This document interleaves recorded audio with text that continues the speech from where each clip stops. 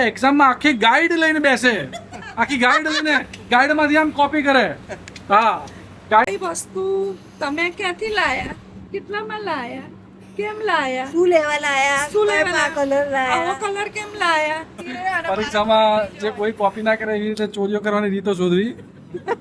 એક દિવસ તો ફોન આવ્યો, અરે એટલે એની એક્ઝામ હોય તો અમારી બી એક્ઝામ જ હોય. તો કોણ આવ્યું? બાઈ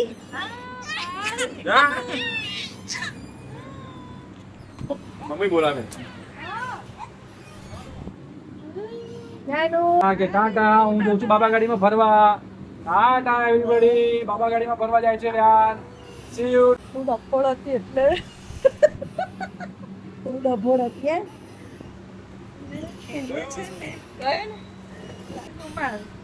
ને જય છે ને ભણવામાં હોશિયાર, બધી રીતે આમ બહુ જ વ્યવસ્થિત એમ. એટલે એને ત્રીજા ધોરણમાંથી ઇંગ્લિશ મીડિયમમાંથી ગુજરાતીમાં કર્યો. એટલે એને ઇંગ્લિશનું બધું બહુ સરસ આવે ને, એટલે સ્કૂલની ટીચરો મને મળવા બોલાવે કે તમે આને ઇંગ્લિશ મીડિયમમાં જ મૂકી રાખો એમ તો. પણ સંજોગો એવા હતા એટલે મેં એને ગુજરાતીમાં જ રાખી દીધો. અને એ પેલો અને આ બે એક તો સ્કૂલમાં. હવે આ બેન છે ને નરી વાતો કરે ને ભણવામાં ધ્યાન જ ના આપે. આમ ટપ્પી નથી દઈ રહી હોય ટીચરો કે ત્યારે આની મમ્મી દેખાય.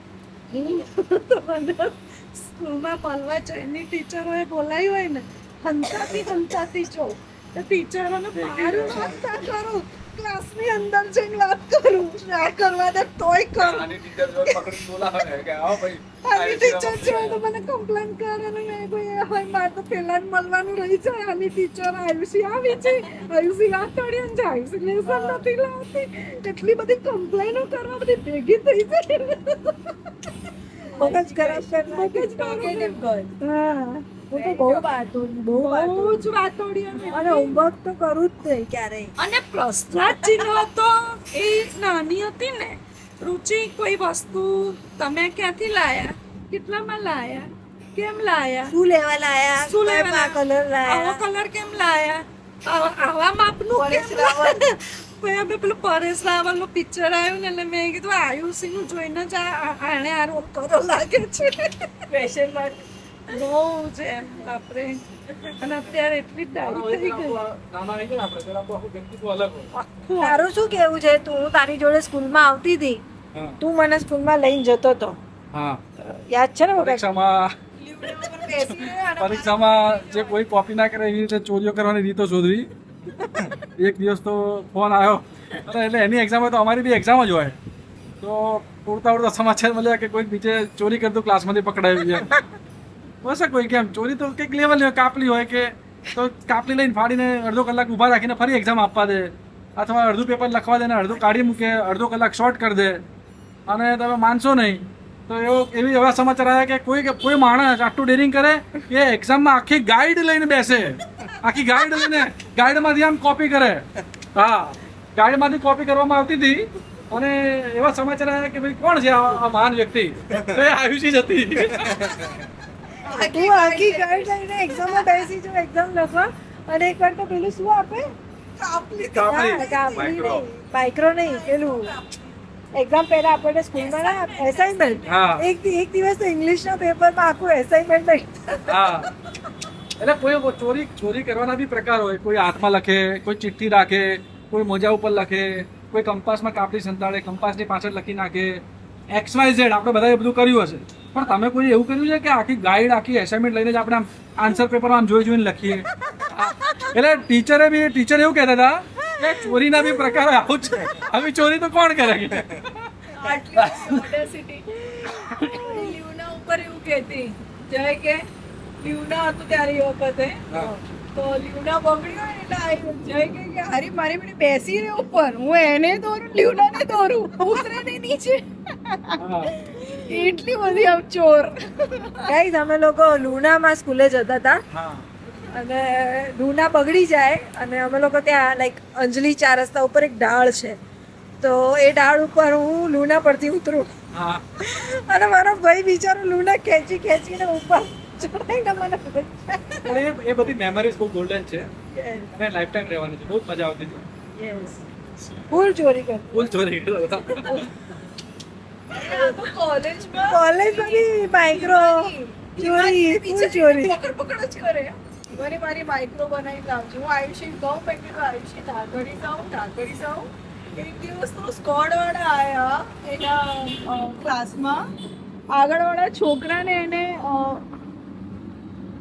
સ્કોડવાળા આવ્યા આગળવાળા છોકરાને પકડ્યો છે આના ક્વેશ્ચન પેલું શું આન્સર શીટની અંદર માઇક્રો છે અને એના નસીબ કેટલા સારા ફર્સ્ટ કે સેકન્ડ બેન્ચ ઉપર બેઠી હતી માઇક્રો લઈને અને પછી એના નસીબ જોતા રહો આમ આન્સર શીટ આમ પકડી અને આમ કરીને તો પડી નહીં માઇક્રોનો બહાર અને જો પકડાઈ તો પાક્કો ડિટેન કરવાના હતા રિટર્ન થવાના હતા પણ નસીબ ચાલી ગયા પછી ગયા પછી આવીને મને કહે છે કે આવું થયું મેં કીધું શું વાત કરે તો હવે કાલે ના લઈ જતી કે હોતું હોય એની વગર તો પાસ કેવી રીતે થઈશ કે લઈ તો જાય પપ્પાને મેં કીધું કે માઇક્રો પકડાઈ આવું થયું છે તો હવે બીક લાગે છે કાલે લઈ જાઉં કાલે પપ્પા કે માઇક્રો તો લઈ જવી પડે ને તો ફેલ થઈ જવાની ચોરી કરવા વાળા તો કે એક જ વાર આવે સ્કોડ વાળા આજે આવી ગયા હવે કાલ નહીં આવે તો હું ભણવામાં તો બહુ જ વીક હતી મને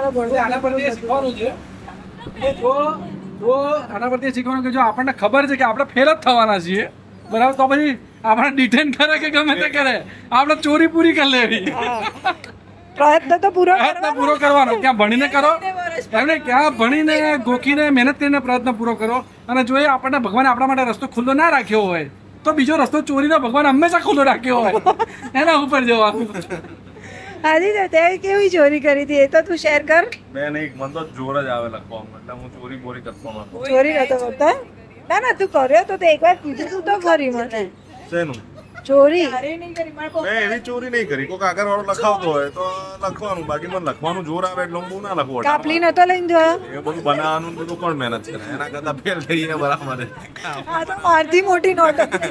હું તો કાપલી બનાવવામાં મહેનત એટલી કરતી હતી હા. કે મને ખબર હોય કે આ સવાલનો જવાબ આલા 25-30 ક્વેશ્ચન અંદર લખવાનું જોર પોઈન્ટ છે ને ક્યાં છે એ હા. ખબર હોય. હવે કે મને લખવું જ નથી ગમતું આ તો મારથી બી ગોત કે છે નહીં ભાઈ પછી ગયું કામ આમ મારે કેવું કે અક્ષર સારસ એકદમ મોતીના મારા બી જોરદાર અક્ષર. હવે હારું આવડે નહીં જવાબ એ બહુ લખતા ના આવે, અક્ષર સારા હોય. હું તો બહુ સ્ટડીયસ હતી હું તો દરેક એક્ઝામમાં રોઈને જઉં અને પપ્પાએ એક જ રૂલ કીધેલો ફેલ થઈને આવજે પણ કોપી કરીને આવતી મારા પપ્પા તો મને એવું જ કહેતા હતા કે કાપલી થઈને આવજે. ના ખિસ્સામાં કાપલી હોય તો પાવર રહે એટલે બધું યાદ આવી જાય બરાબર અને લખતા આવડે.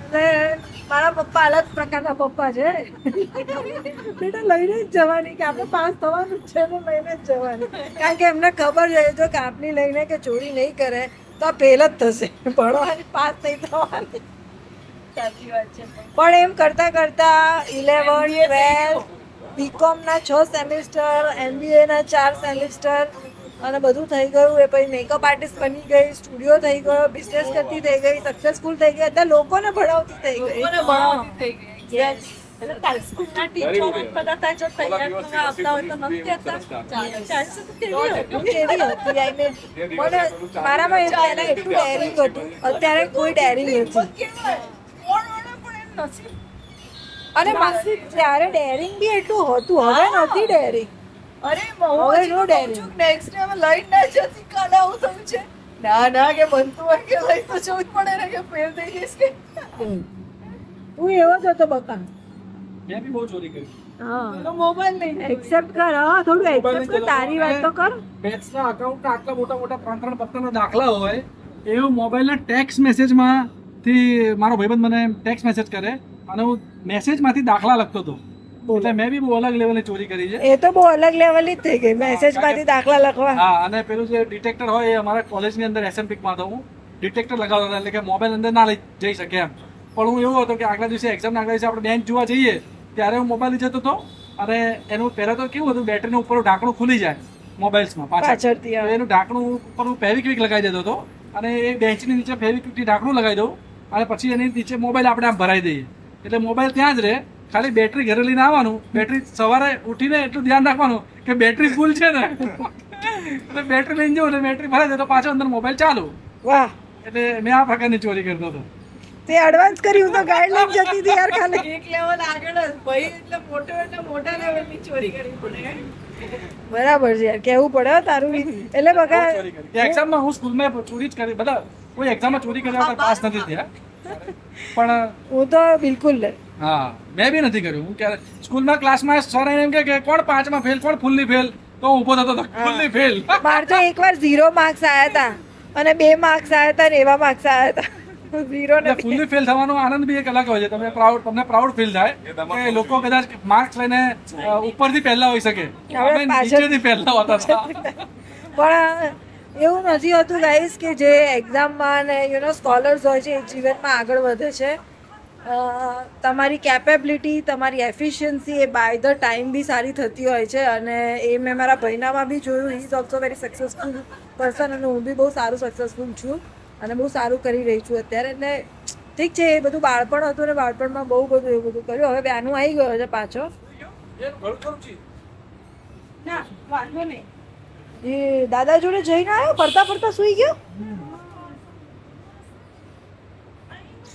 બોલ છોટું બેબી, માલું નાનું ગરમીનો પેલો થઈ ગયો છે. જબરો આવી ગયો છે જો.